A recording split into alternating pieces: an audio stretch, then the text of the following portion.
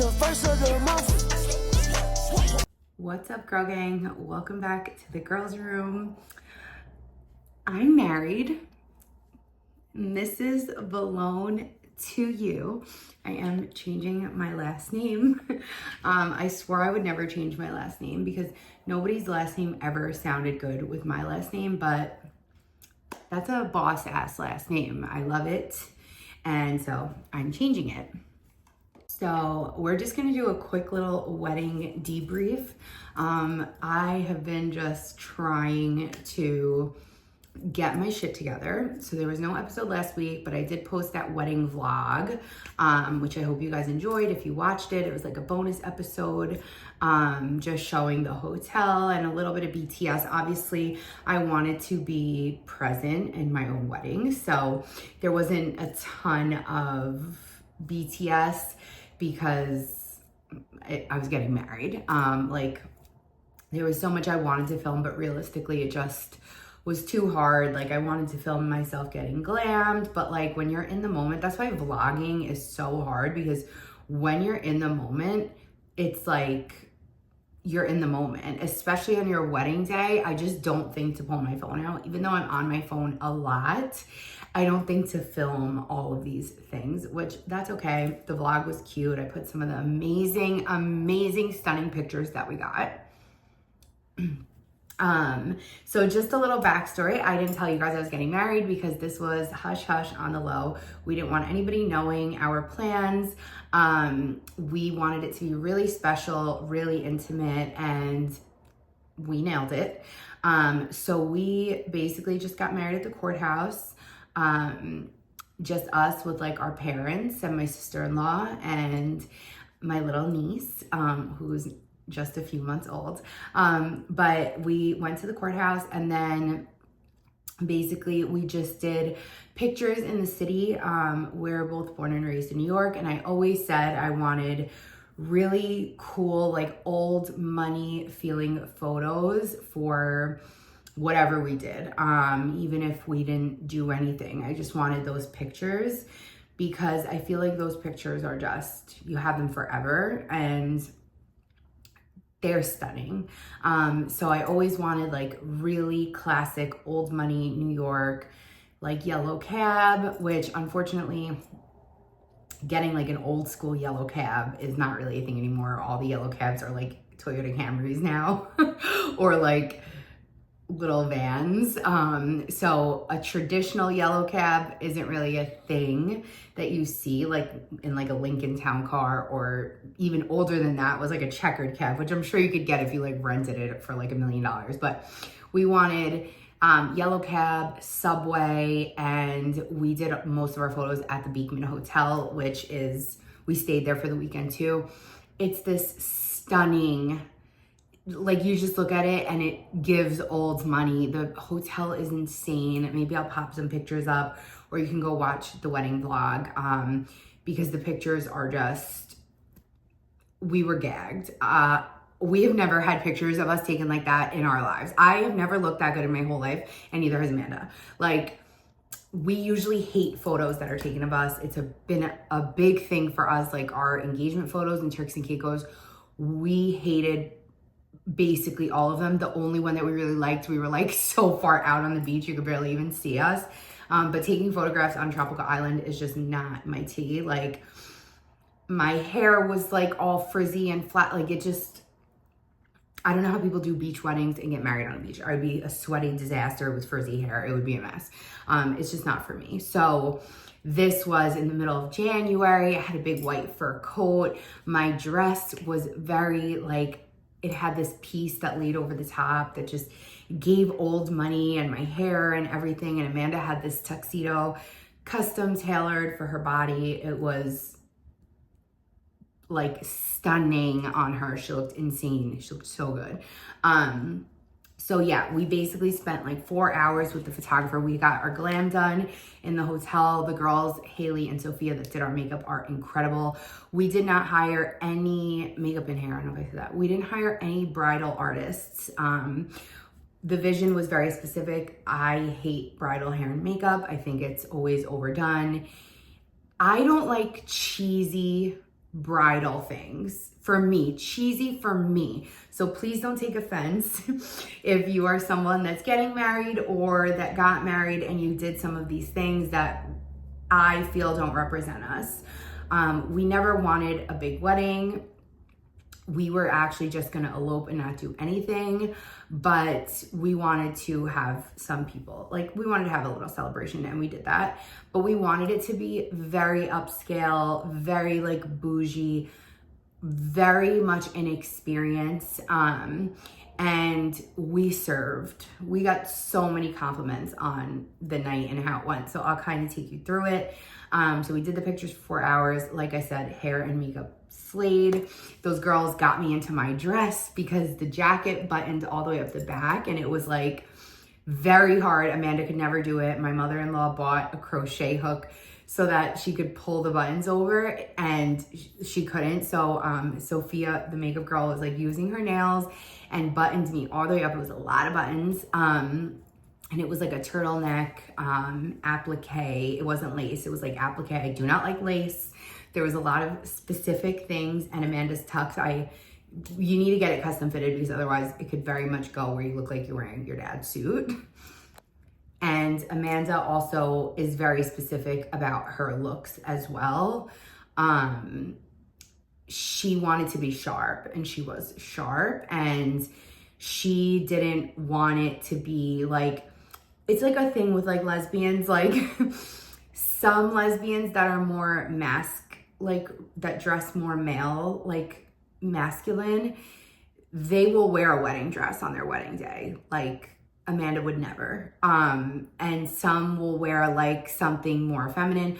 Honestly, probably because it's easier, like than getting a suit made, which I totally get. Or they'll wear like a women's suit, which she just would never do, or a jumpsuit, or like just something that has pants but like is still made for a woman. And she did not want that. She wanted a tux, like, and I agreed with her.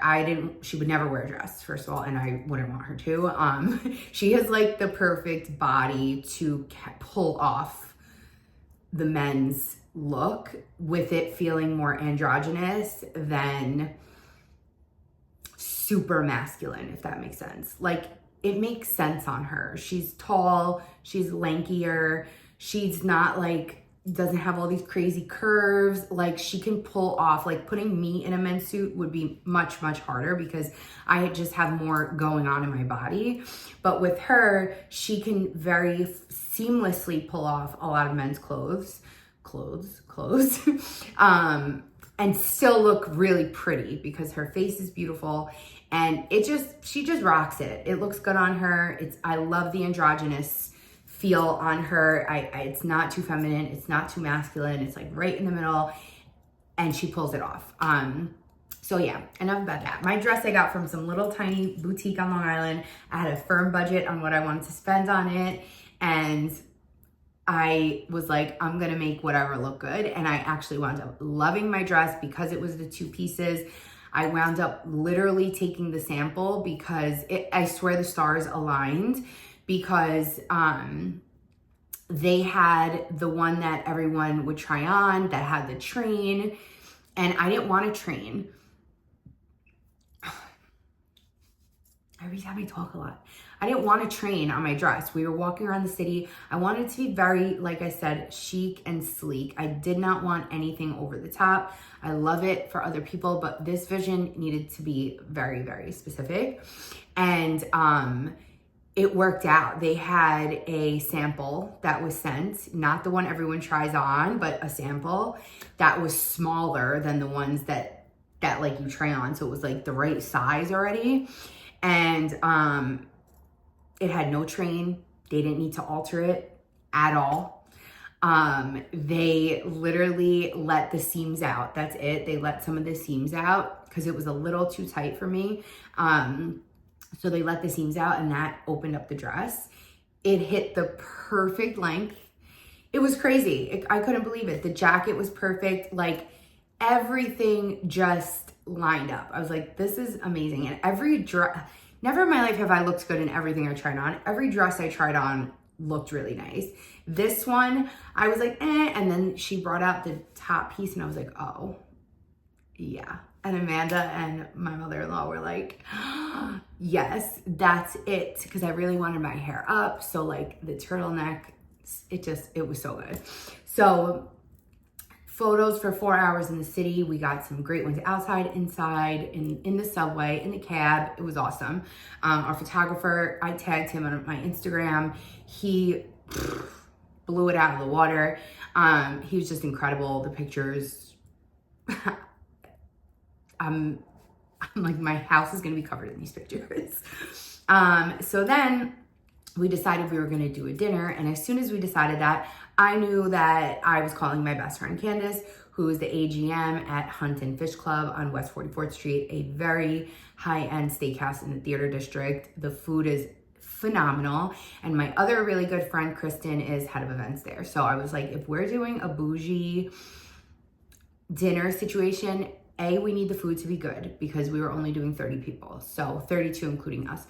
So the food had to be good. I know at weddings, people are always like, the food's not great, but it's a wedding. That's for like a regular wedding at like a hall or something like that. Not for what we were doing. Absolutely not. So the food there is insane. So I had I had my best friend, my other really good friend handling everything for us, which was incredible. They had this room downstairs that has like checkered floors. It fit that old New York vibe so well. The restaurant in general is stunning. The service is impeccable. If you've never been there, go there. If you are in New York visiting to see a show, it's in the theater district. Make a reservation, sit at the bar. The drinks are phenomenal. Everything there is phenomenal. You won't regret it. If you are in New York and you've never been there, go there. A lot of people are in that area for shows and stuff, for Broadway. It's so good. And yeah, I was like, we're going to do it there. They took care of me. They gave us a wonderful deal, which I'm very grateful for. And yeah, my best friend and Kristen like set up the whole, like two of my best friends set up the entire thing. Like what's better than that? Because you know how much love is going into it. So we did fully candlelit room. Like we got these big like floating candle like vases or enclosures, whatever, I don't know what they're called. There was no like overhead lighting or anything like that. She got us flowers, which we did very, very minimal. Like single stems, like nothing overwhelming. There wasn't a lot of florals. It was the right amount of florals. We got a piano player for the first hour, which was really cool. So we got there like 30 minutes after our guests and he was playing the piano. They were getting drinks. We got a beautiful table, seating chart on Etsy. We got like some matches as for people to like take with them when they left, just matchbooks. I love matches. You should have them in your bathroom.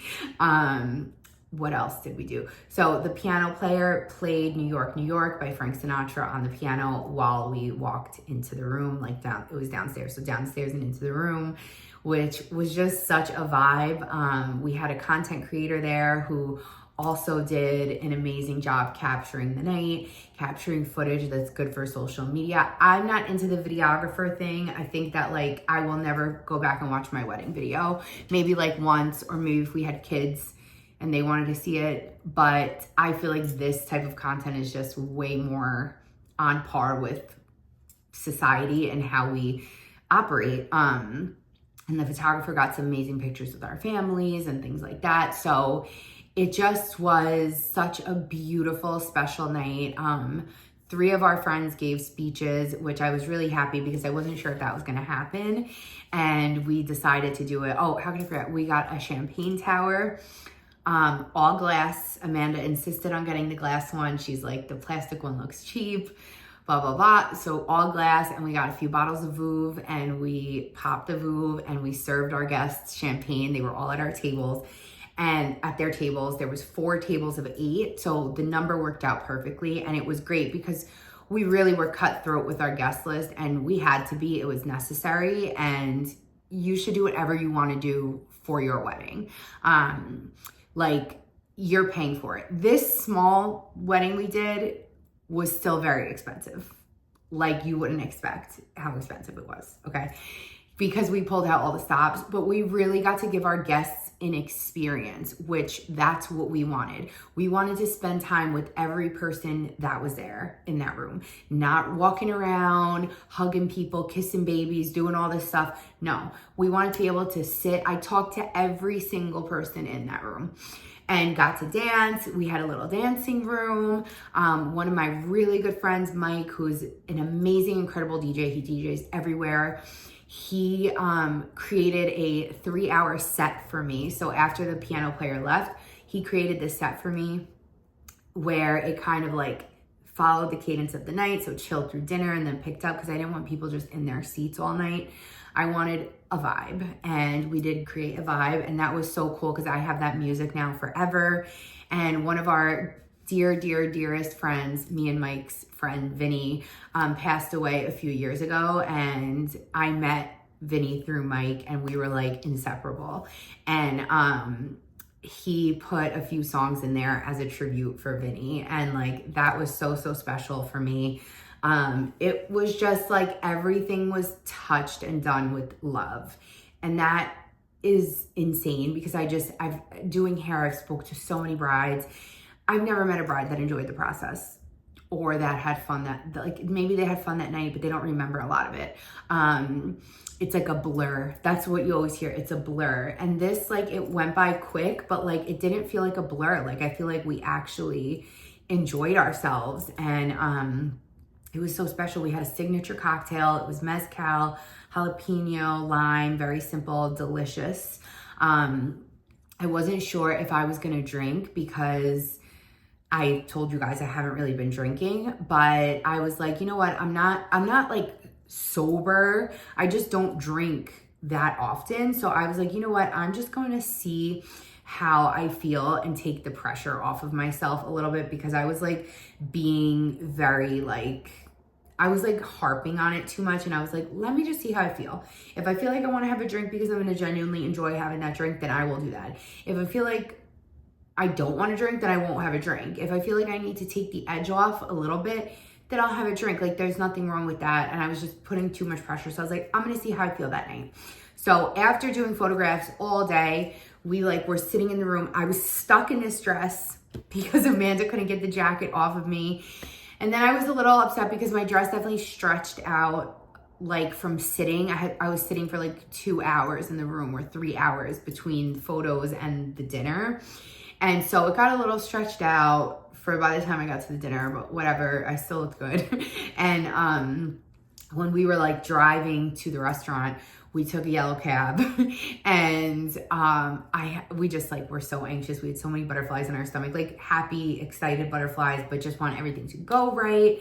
And yeah, so we got there, and I was like, yeah, I'm definitely having this drink. And I had a lot of drinks, but one of my friends, Lauren, brought me Zofran because otherwise I would be completely incapacitated the next day. And that is why I don't drink. Without the Zofran, I wouldn't have had the drinks because it doesn't matter. I just get sick, especially if I overdo it. So yeah. We had the speeches from our friends that were all really sweet, incredible. Candace made like the whole room cry. Her speech was absolutely beautiful.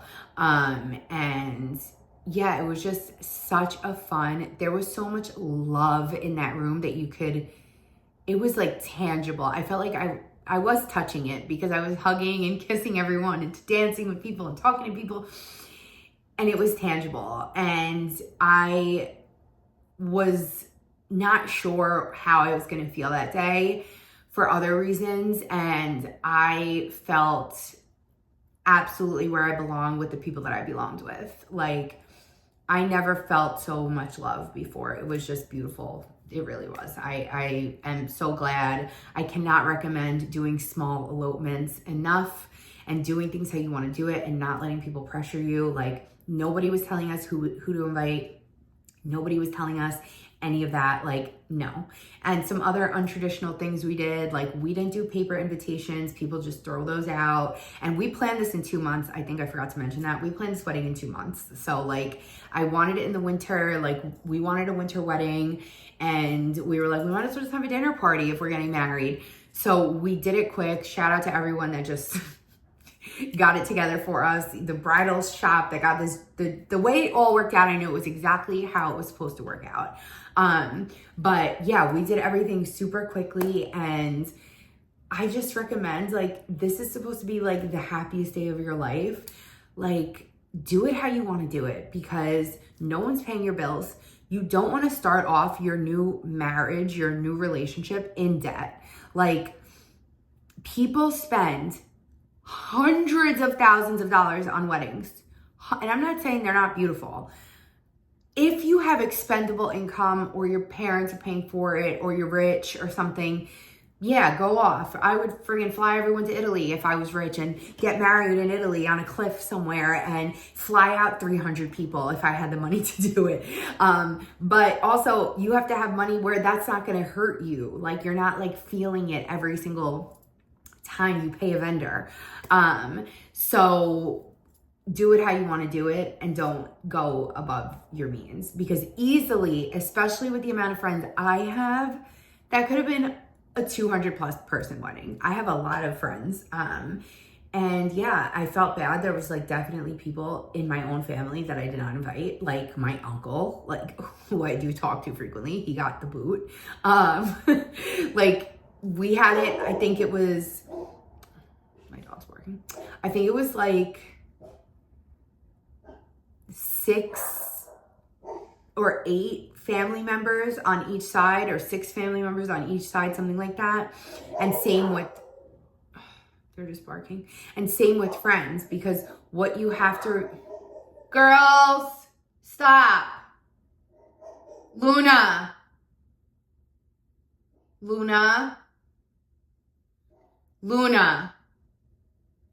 Because what you have to remember is people have partners, and then your list doubles. So 5 friends was 10 people on both sides. So 5 friends on each side, you're at 20 people already. So like, we just had to do like immediate people that we talk to, like basically every day at that point, because otherwise it was too much, and it did suck. Like, there was people I wish could have been there. But there's only so much that we could do. The room only held 32 people. And the other room that we were thinking of using only held 20, and I think tight. I think 20 was like tight, with no dancing room, just a long table for people to eat. And then obviously the full restaurant like is stunning, but I couldn't buy out the restaurant and be like $100,000 or something, or $70,000. It would be insane. So like, it's either you go small or you go big. That's how I feel like it is with weddings. I feel like medium is also a weird range, because that adds up, and it just, especially because people have partners, like that's really where you get that extra. And usually you're friends with those people's partners. It's not like you don't want them there, you know? So that's just how it kind of worked out, but it was such a beautiful night. Some other untraditional things that we did, obviously we eloped, we did our photos all alone. We had no bridal party or anything like that. We didn't do a bachelorette situation or anything like that. We didn't do a registry. We did not do any dances with our parents. We did not do a first dance. We did a last dance instead of a first dance, which was cool because photographer and content creator were already gone, and it was like we were kind of drunk, and it was like sweet, and we didn't feel so stressed about people watching us dance. I don't know. The first dance and I just don't need eyes on me like that. I think like it really triggers my anxiety, and I didn't want it, and neither did Amanda. The last dance was like a nice way to close out. It was a vibe. It wasn't anything cheesy as far as music goes. Like, I'm so particular with my music. I did not want like anything cheesy in my music. That was the whole thing. Nothing corny, because our night was so elevated. So everything had to match that vibe. There was a dress code. I had everyone in black only. I wanted to do black tie because Amanda was going to be in a tux, but I didn't want the guys to feel like they had to get a tux because the suit was fine. So I did all black, elevated cocktail attire. That was like what I put on the invitations. The Evite, because I'm like, people throw these in the garbage. Like, I'm not doing save the dates. I'm not doing paper invitations. They throw this shit out. It's a waste of paper. It's bad for the environment and it's expensive and you have to pay for postage. No, we're not doing it. I'll blast out a text.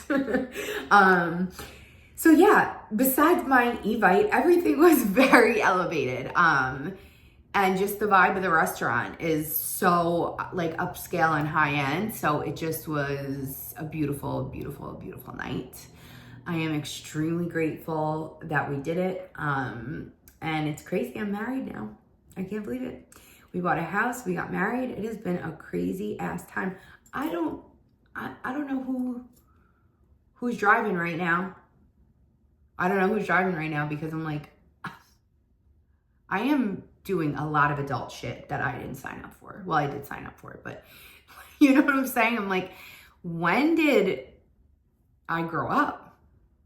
I don't feel like an adult. So that's kind of the wedding tea. Yeah, you guys should go watch that vlog if you haven't yet, because there's photos and everything. You could follow me on Instagram at Clarissa Mahoney. That may be changing soon though. I might change my handle.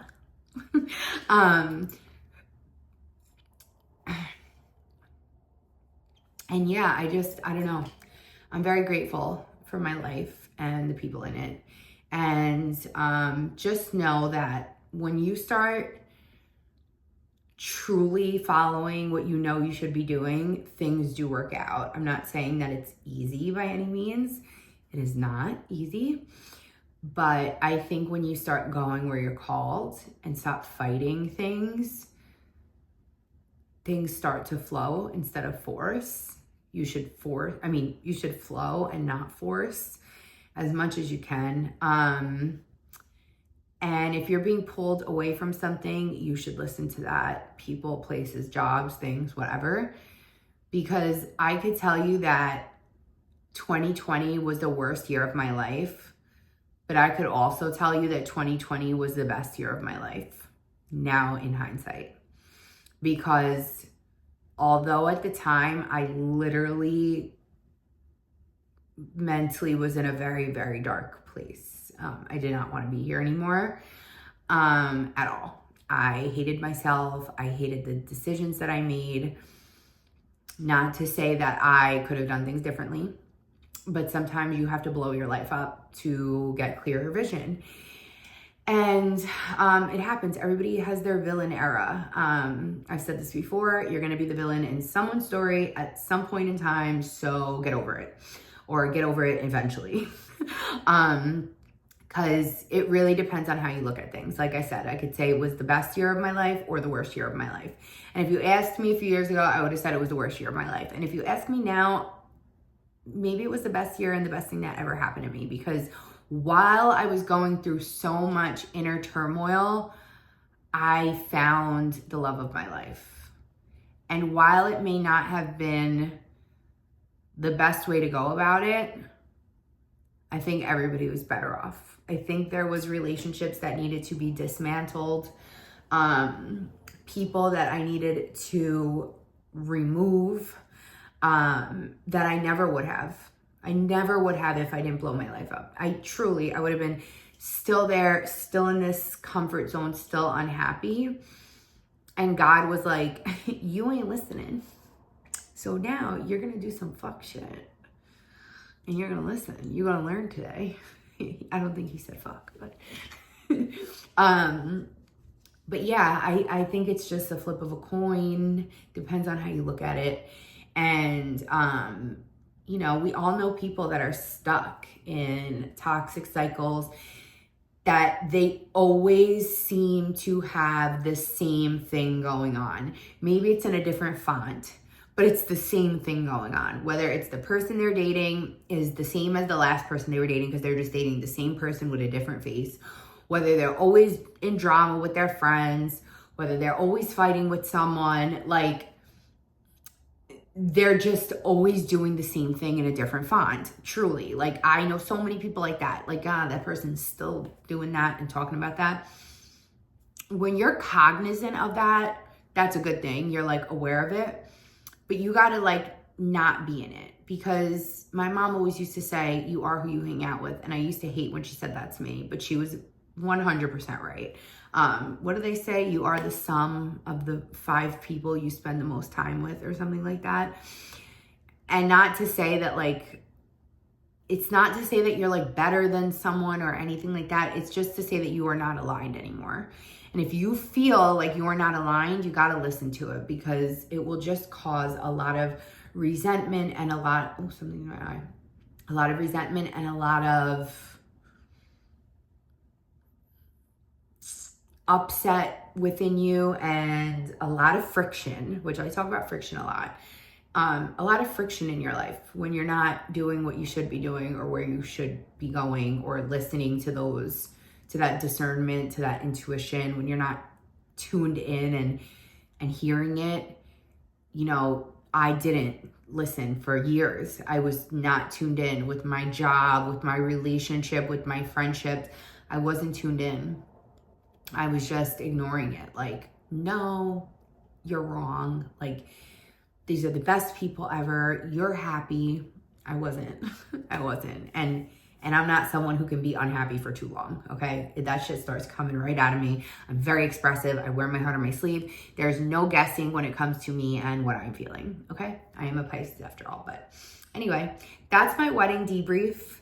I just wanted to share it. Maybe there's some 2025, 2026 brides on here. And yeah, just know that you do not have to have a conventional wedding. You do not have to do things the way everybody else does them. You can do things your own way, how you feel represents you as a couple, and what feels right to you and what doesn't feel right to you, and what you're like, I don't care about any of this. Do things to please you. Don't be a people pleaser. It doesn't matter what your mother says, what your grandma says, what your mother-in-law says, what this one says. No, do things the way you want to do it. It's your money, your time, your investment, your happiness, and your relationship. So I'll leave you with that. And I hope you guys enjoyed this episode. Please don't forget to comment, like, follow, share. Please interact with my videos. It does a lot for me. It means a lot to me, and I don't feel like I'm just talking to a void. So I'm gonna go, but I'll see you next week. Love you. Bye.